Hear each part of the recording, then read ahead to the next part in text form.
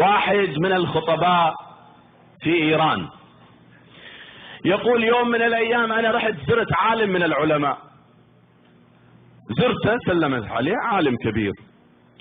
يقول كنت جالس عنده لما التفت إلي العالم قال لي شوف أنا عندي موعد، حابب أروح أزور مريض شاب مصاب بالسرطان، حابب أروح أزوره، تجي معي؟ هذا الخطيب يقول أنا احتراما للعالم وسعيا للثواب قلت له نعم أنا ما أمنعك من مواعيدك، تفضل أجي معك، اللي يمشي معي. فخرجت أنا وهذا العالم الجليل وتوجهنا إلى دار شخص شاب بالثلاثينات من عمره، مصاب والعياذ بالله بمرض السرطان، تومر صار طايع في مخه في دماغه، والأطباء قالوا له ما عندك إلا أيام فقط. دخلنا على هذا الشاب، جلسنا عنده، قرينا له دعاء. يقول لما كنا جالسين عند هذا الشاب وإذا بالشاب صار يبكي، فإحنا تألمنا لهذا الشاب وتصورنا أنه يبكي لقرب حلول أجله، الأطباء قالوا له بعد شهر تموت. فإحنا تأثرنا لهذا الشاب، أنا والعالم تأثرنا لهذا الشاب المصاب بالسرطان اللي الأطباء أيسوه قالوا له هذا المرض خلص ما تنجو منه، رجعوه على البيت، ما في أمل، توقف العلاج. يقول هذا الشاب صار يبكي، بعد شوية هدأت فورة بكائه، فقلنا له ليش عم تبكي؟ قال أنا ما عم أبكي لأني وأنا رحت أموت بعد شهر أو شهرين، أنا عارف حالي رحت أموت، هذا ليس سبب بكائي. قلنا له ليش تبكي؟ قال أبكي لأنه أبوي قبل فترة، قبل سنوات توفي، وقبل أن يموت أصيب بمرض، وأنا كنت في العاصمة في طهران أشتغل موظف، ومضى على مرض أبي 3 أشهر وأنا ما رحت زرت والدي، إلى أن يوم من الأيام بعد مرور 3 أشهر على مرض أبي، الشاب عم يحكي، الشاب اللي يموت يقول بعد 3 أشهر قررت أن أذهب أزور أبي المريض. الشاب يقول بس دخلت على أبوي وشافني والدي صار يبكي. قلت له بي ليش عم تبكي؟ قال ابني حبيبي أنا صار لي 3 أشهر مريض، أنت ما سألت عني، ما رق قلبك لأبيك، ما أنا مريض وأنت ابني الوحيد، ما فكرت تجي تسأل عني، صار لي 3 أشهر أنا مريض نايم في هذا السرير وأنت ما سألت عني يا ولدي. يقول هذا الشاب فأنا قلت لأبي، قلت بابا ما أنا مشغول، أنت ما تعرف أنا مشغول. قال لي حبيبي اعتبرني واحدة من مشاغلك، مشغول اعتبرني واحدة من مشاغلك، عندك 50 شغلة خليني واحدة من هالشغلات، ليش ما تعتبرني واحدة من شغلاتك؟ مرتك مهمة، وأخت مرتك مهمة، وأهل مرتك مهمين بالنسبة إلك، والبزنس مهم، وأصدقائك مهم، والأرجيلة مهمة، وشد الورق مهمة، والمسلسلات مهمة، بس لما يجي الدور لأمك وأبيك يقول ما عندي وقت. فوالدي قال لي بابا اعتبرني، كنت تعتبرني واحدة من مشاغلك، ما قدرت تعتبرني واحدة من مشاغلك. فقلت لأبي معلش يلا بابا سامحني هلا شو بدي أعمل. جلست عند أبي المريض شوي، بعد ساعات قمت، قال لي بي وين رايح؟ قلت له راجع على طهران عندي شغل أنا ما فيني أبقى هون. فخرجت من الغرفة من عند أبي ودموع والدي تنهمر على خدي. وبعد أسبوع توفي أبي. الشاب يقول أنا الآن كل ما أتذكر منظر أبي وتقصيري تجاه والدي وبكاء لما شافني قلبي يحترق، فأصير أبكي.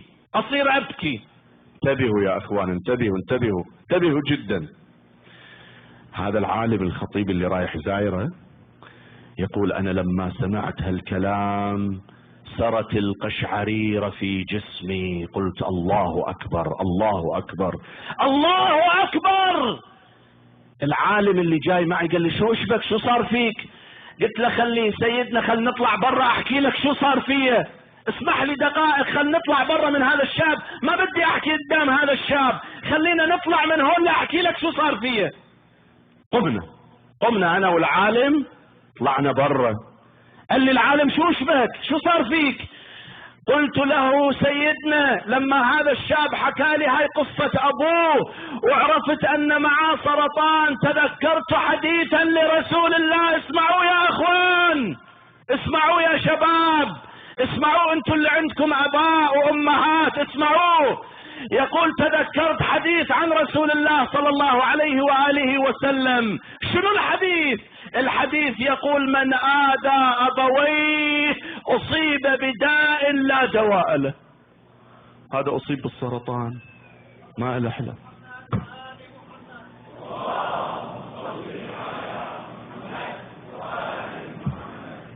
اعرفوا قدر آبائكم أعزائي، اعرفوا قدر أمهاتكم. شوف أمك انحني بوس إيدها، شوف أبوك انحني بوس إيده. تمشي مع أبوك ما تتقدم عليه، امشي وراه. لما تشوف أبوك بده يلبس حذاء تشرف، وأقول تشرف، انحني انزل إلى الأرض ولبس أبوك حذاءه مثل ما تلبس ابنك الصغير حذاءه، وهذا الشرف وفخر إلك. ولما تشوف ابوك بده يطلع يروح على مشوار على المريض على الحكيم، ما تقول له بابا والله انا اليوم مشغول، انا مشغول بالدوام، اترك الدوام. ولما امك المسكينة بدها تروح عند الحكيم ما تقول لها والله انا اليوم عندي سهرة مع اصحابي، انا اليوم عندي شغلة، انا بدي اخذ مرتي. لا، اترك شغلك، اترك شغلك، روح وصلها لامك عند الحكيم. مو هي تطلب منك، مو هي تطلب منك، انت عرض حالك.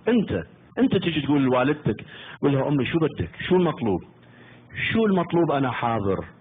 ما تخلي والديك يطلبون منك، انت بادرهما بالسؤال. انت روح قول يا بيي يا حبيبي يا تاج راسي شو المطلوب، شو بدك مني، انا خادم عندك. تتشرف تكون خادم عند ابوك، تتشرف تكون خادم عند امك، تتشرف. كان واحد يحكي قصة، يقول أنا تخرجت من الجامعة بالبلاد مش هون، يقول درست في بريطانيا أنا وزميلي، رجعنا إلى البلاد. يقول هذا زميلي كل ما يطلع مع والدته ومرته يطلعون مشوار عند ناس، يقول ما يفوت مع أمه وما يطلع معها، يتأخر. يوم من الأيام قلت له ليش أنت هيك تعمل؟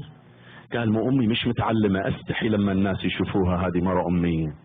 تستحي؟ ها، هذا البطن اللي جابك، هذا البطن اللي حملك، 9 أشهر انت كنت في بطنها، عرضت حياتها للآلام وللمخاطر وشافت الموت بعينها قبل لا تجيبك يا قليل الرحمة والرأفة.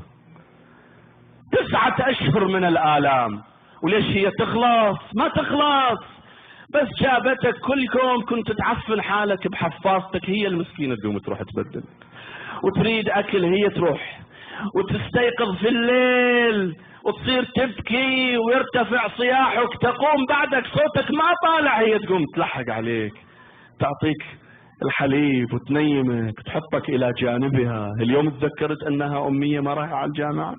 ها؟